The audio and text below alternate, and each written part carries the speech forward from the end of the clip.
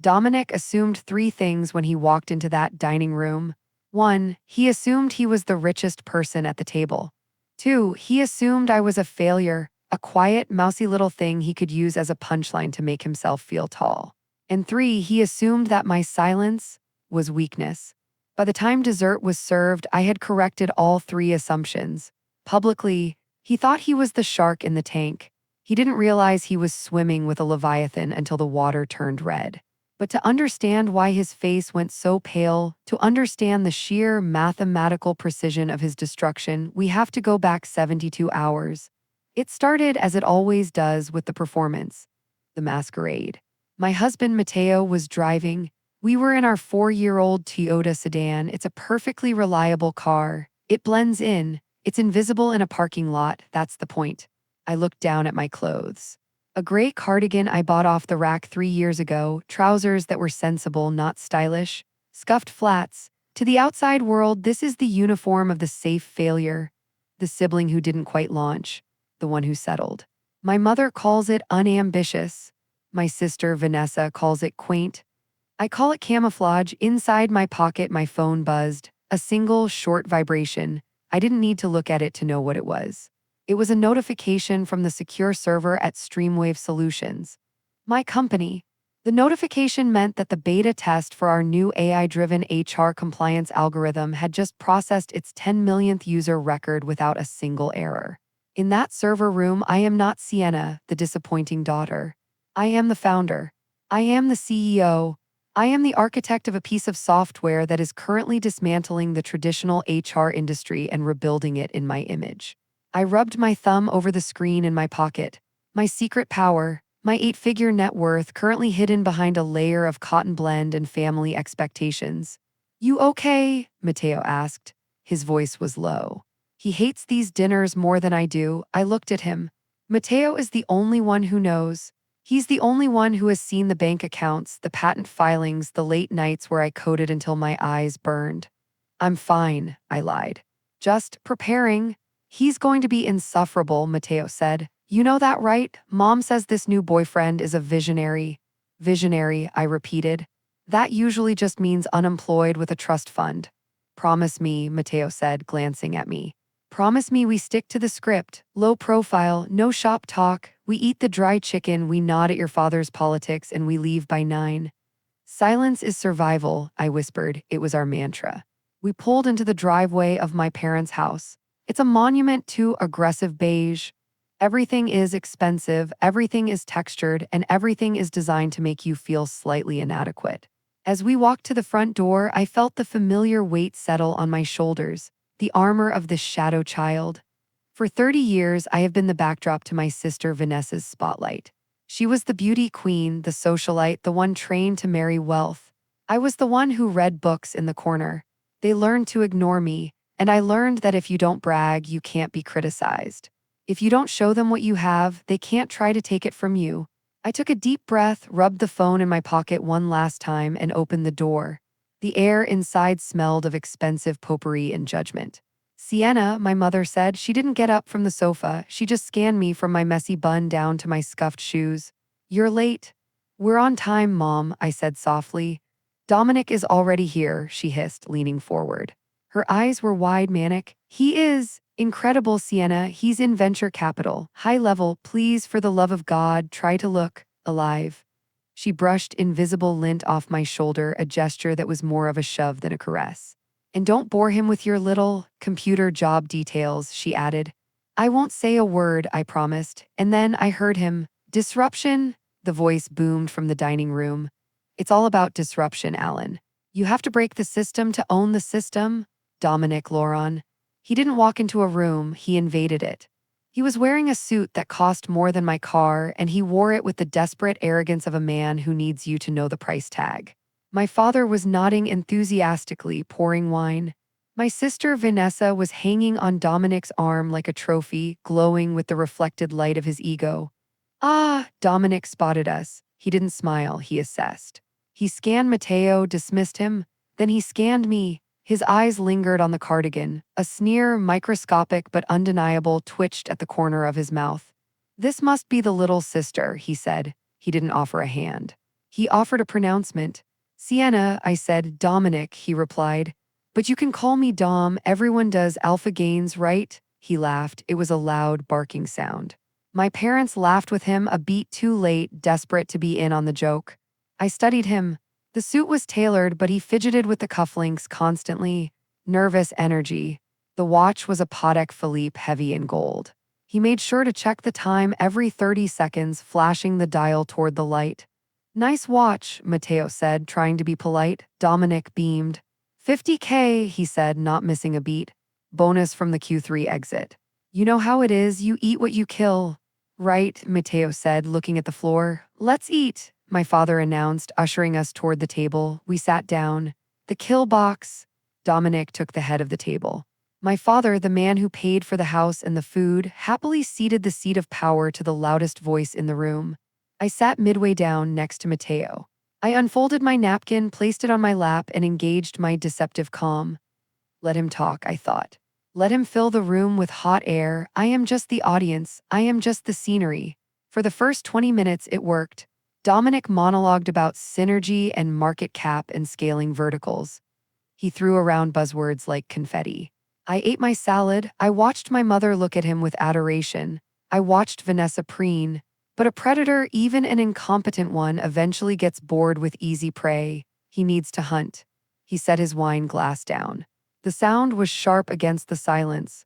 So, Sienna, he said. The table went quiet. Vanessa tells me you're in tech. He said the word tech with the same tone one might use for sanitation. Yes, I said, keeping my voice level. I work in software. Coding, he asked. Some coding, some systems architecture. He chuckled. Cute, like websites, or are we talking fixing printers for the accounting department? My mother laughed nervously. Oh, Sienna is very helpful at her office, Dom. What is it you do, dear? Administrative support? Administrative support. I built the engine that processes $3 billion in payroll annually. I hold the patent for the encryption protocol his bank probably uses. Something like that, I said. I work in HR tech, back end. Dominic leaned back, crossing his arms. HR tech, right, the unsexy side of the business. The plumbing. Someone has to keep the water running, Matteo said, a hint of steel in his voice. Dominic waved a hand dismissively. Sure, worker bees, we need worker bees, but the real money, the real power, that's in the vision, Matteo. It's in seeing the future before it happens. He looked around the table, ensuring he had everyone's attention. He was winding up for the pitch, the big swing. Speaking of the future, Dominic said, lowering his voice to a conspiratorial whisper.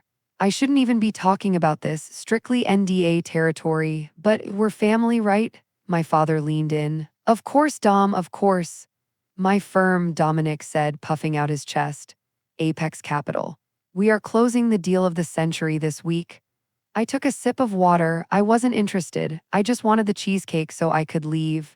We are executing a hostile takeover, Dominic announced, of a company called Streamwave Solutions. The water glass stopped halfway to my mouth. Streamwave, my Streamwave. I slowly lowered the glass. I looked at him, really looked at him. Streamwave? I asked. My voice was calm, but inside the alarms were screaming. You've heard of it, Dominic laughed. Didn't think it would be on your radar. It's a niche player, but the tech is solid. The leadership, though, he shook his head theatrically. Disaster, total disaster. Is that so? I asked. Oh, absolute train wreck, Dominic continued, emboldened by my question. The CEO, some recluse, no public profile. My intel says I think it's a she is completely out of her depth. She's been dodging acquisition offers for months, but we smelled blood in the water.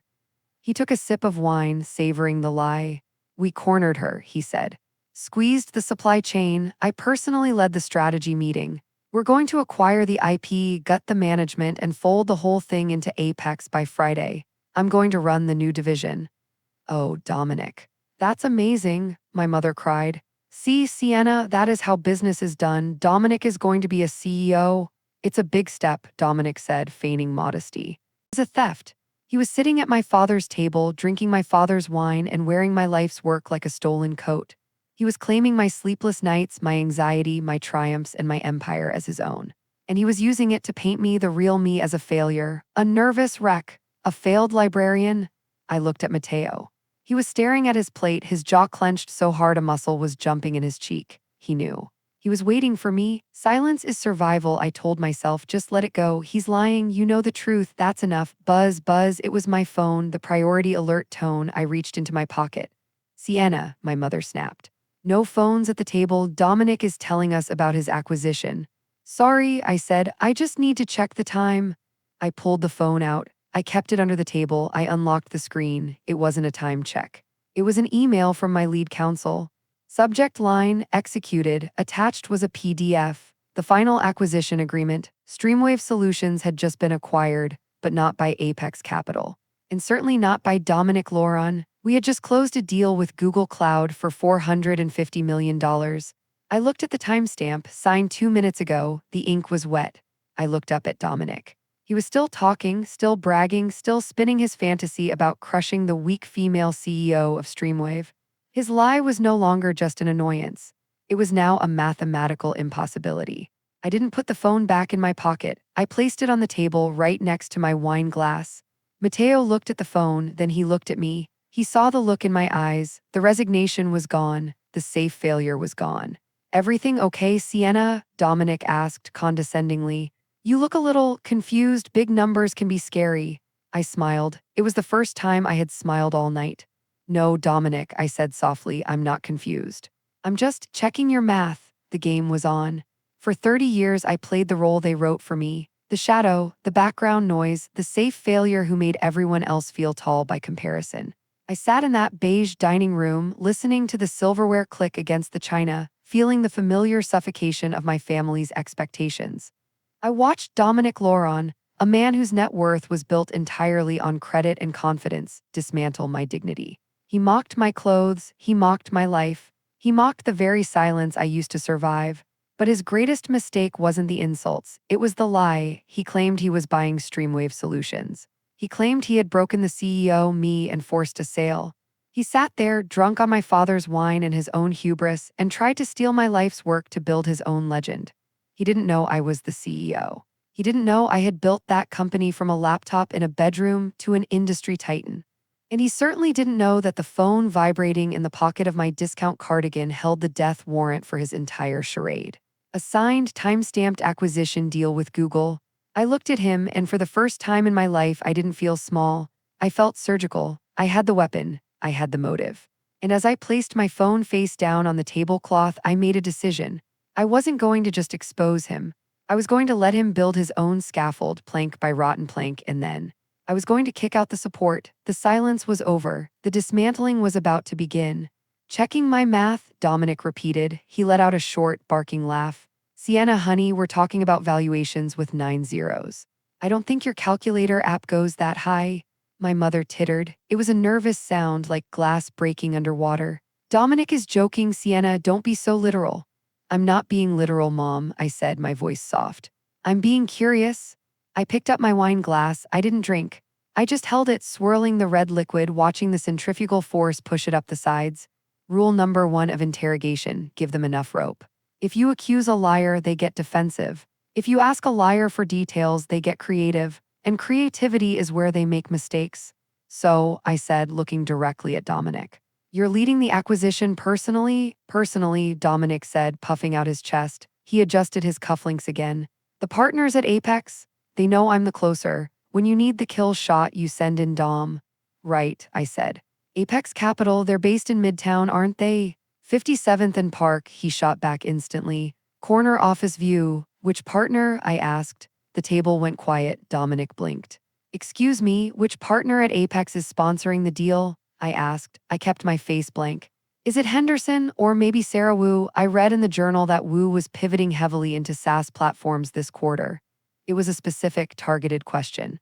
Sarah Wu is a partner at Apex. I know this because I rejected a meeting with her 3 months ago. Dominic swallowed. I saw his Adam's apple bob. He was processing. He didn't know the names. He was a fraud, and frauds hate specifics. It's complex, Dominic said, waving a hand vaguely. Cross-departmental synergy. I report directly to the board on this one. Wu is involved, sure, but she's mostly handling the, legacy integration. Strike 1. Sarah Wu left Apex 2 weeks ago to start her own fund. If he worked there, he would know that. He's not just lying about the deal, he's lying about the job. Legacy integration, I repeated, tasting the words. Interesting. Especially since Streamwave is only 6 years old, we don't really have legacy systems. Dominic's smile faltered just for a second, the edges of his mouth twitched downward. We, he asked. His voice dropped an octave. It wasn't friendly anymore. You keep saying we, Sienna, you answer the phones there, let's not pretend you're in the boardroom. My sister, Vanessa, leaned forward. Her face was flushed with wine and indignation. Sienna, stop it. You're embarrassing yourself. Dominic is trying to celebrate and you're treating this like an audit. I'm just making conversation, I said. Dominic said he wanted to talk about the future. I'm interested in the future. I turned back to him. So I continued, pressing the bruise. You have the financials, you've seen the books? Of course I've seen the books, Dominic snapped. I told you, we squeezed them. The company is bleeding cash. The burn rate is unsustainable.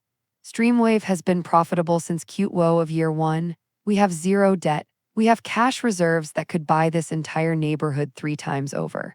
That's strange, I said, because Streamwave is a closed corporation, private equity, we don't publish our financials, and we don't share them unless there's a signed letter of intent.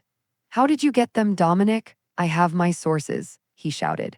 The veneer of the visionary cracked. The bully peeked through.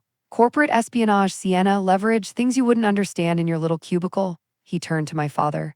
Alan, is this how you raised her, to disrespect a guest? To question her betters? My father looked panic-stricken. He looked at Dominic, the golden goose, the potential son-in-law who wore a $50,000 watch. Then he looked at me, the daughter in the cardigan. Sienna, my father said, his voice stern. Apologize to Dominic now. Dad, Mateo started, she's just asking. Quiet, Mateo, my father snapped. Sienna, apologize, you are ruining your sister's night. You are acting jealous and petty because Dominic is successful and you are stuck, jealous. I looked at my mother. She was refusing to make eye contact, sipping her wine aggressively. I looked at Vanessa. She was smirking. A triumphant, pitying smirk. They want the apology. They want the submission. They want to restore the natural order where I am small and they are big. They want me to lower my head and admit that the man with the loud voice is right. No. I don't think I will, I said. The silence that followed was heavy. Thick. Excuse me, my mother whispered. I won't apologize, I said, because he's lying. You little, Dominic started to stand up. Sit down, I said. I didn't shout it. I said it with the voice I use when I fire a VP of engineering for incompetence. I said it with the voice of someone who signs the checks. You said the CEO was a nervous wreck, I said, my eyes locked on his. You said she was crying, you said she begged you to buy. She was, Dominic yelled. She was a mess. Dominic, I said, reaching for my phone on the table. Look at the screen. I tapped the screen, I didn't unlock it yet. I just tapped it to wake it up. What is this? He sneered. Are you showing me your cat? I'm showing you the About You's page of Streamwave Solutions, I said. Mobile version, it's a very clean interface. We spent a lot of money on the UX. I slid the phone across the tablecloth. It spun slowly, coming to a stop right in front of his wine glass. Look at the photo, Dominic, the one under founder and CEO. He looked. He frowned, he looked closer. Then he looked up at me, then back at the phone. It looks like you, he stammered. So what? They put the admins on the website now, diversity hire? He was clinging to the cliff by his fingernails. Read the name, Dominic. He was silent. Read it, I commanded. Sienna Harrington, he whispered. And the title, founder and CEO, my mother gasped. Sienna, what is that? Did you hack a website? It's a live site, Mom, I said, not looking away from Dominic. Go ahead, Google it. Search Streamwave CEO, see what comes up. It's her, Vanessa said, her voice trembling. It's her picture. It's everywhere, Forbes, TechCrunch, the silent architect of HR tech, Sienna Harrington. Vanessa looked at me as if I had just grown a second head. You were in Forbes last month, I said. You were too busy posting about your trip to Cabo to notice. Dominic was shaking his head. He was sweating now, visible beads of sweat on his forehead. Okay, he laughed nervously. Okay, so you're higher up than I thought. You're the face of the company, that makes sense. They use a figurehead, but the money, the real power, that's the board, that's the investors. He's pivoting. He's trying to find a new reality where he is still superior. He thinks I'm a puppet. Wrong again, I said. I took the phone back. I swiped up. I opened the folder labeled Finance. I opened the SEC filing app. Streamwave is not a figurehead organization, I said. I own 51% of the voting stock. My husband Matteo owns 10%, the rest is employee equity. I turned the phone around again. This is the cap table, Dominic. Do you know how to read a cap table? Or do you need me to explain the big words? He stared at the screen. The numbers were undeniable. The valuation was right there in black and white. 1.2 billion, I read aloud.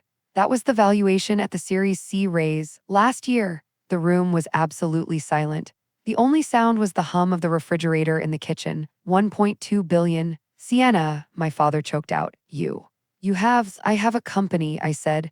A company that Dominic claims he is buying. A company whose CEO he claims he made cry. I leaned forward.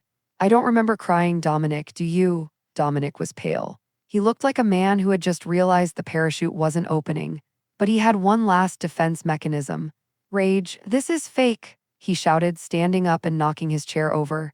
It's a mock-up. You made this to embarrass me. You're a liar. I know the deal I signed. I know what I saw. The deal you signed, I repeated. Let's talk about that deal.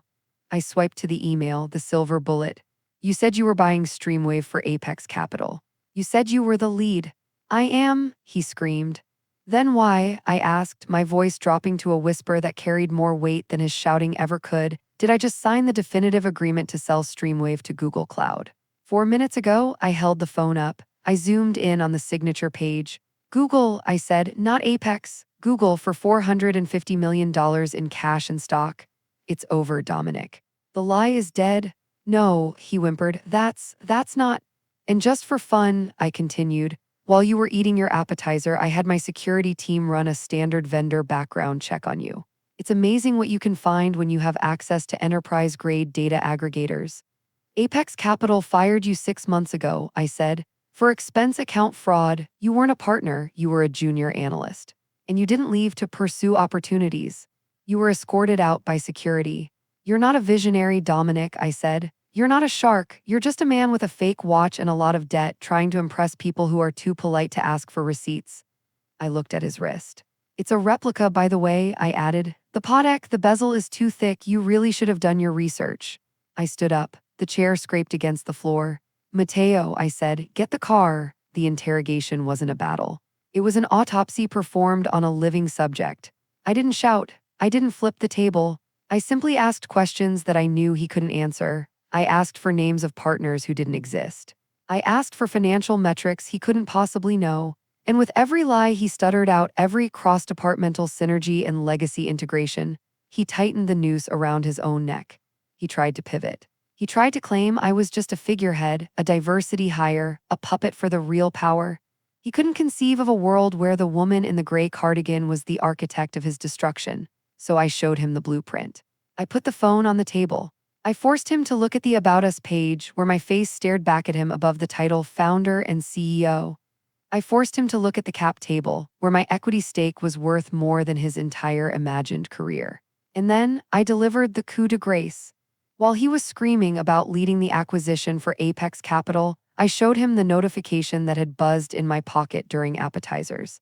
The finalized, time-stamped sale of my company to Google. He wasn't a shark. He was a junior analyst fired for fraud, wearing a fake watch and drowning in a sea of lies.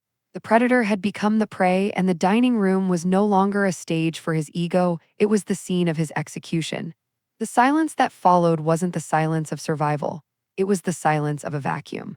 The air had been sucked out of the room. Dominic stood there, swaying slightly. The arrogance was gone. The alpha posture had collapsed into a slouch. He looked at his fake watch, then at my father, then at the door.